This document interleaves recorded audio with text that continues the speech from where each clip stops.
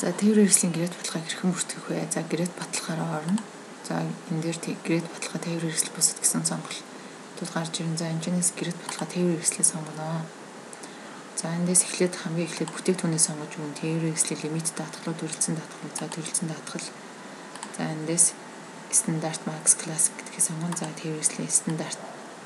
За энэ дээр автоматар хураамжийн хувь 1 гэж орж ирнэ. За тээврийн хэрэгслийн үнэлгээ маань за 50 сая.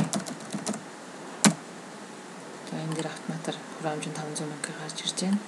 За энэ дээр даатгуулагчийнхаа мэдээллийг эхлээд гэрээт баталгааныхаа дугаарыг оруулж өгнө. За баталгааны дугаар маань 27707. За даатгуулагчаа сонгож өгнө. За энэ дээр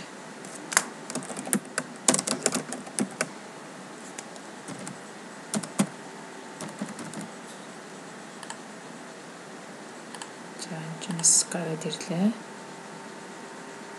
За гэрээнийхээ эхлэх хугацаагаа оруулж өгнө.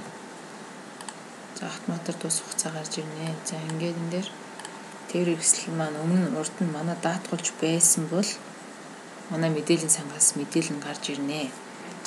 Даатгуулж байгаагүй та шинээр хийн. За энэ дээр машиныхаа дугаарыг хийгээд шалгахчээ.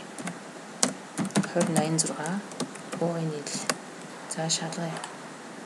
За өгш маань өмнө манай даатгуулж ирсэн юм байна. Ингээд бүх мэдээлэл гараад ирнэ. За ингээд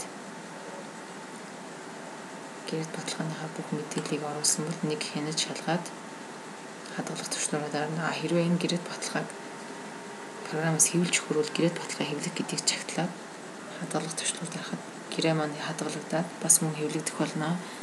За ингээд манай тохиолдолд зөвхөн хадгалнаа. За амжилттай хадгалагдаа. За хадгалагдсан үгүйг шалгахын тулд гэрээт баталгааны жагсаалт руу орно. За хадгалагдчихъя.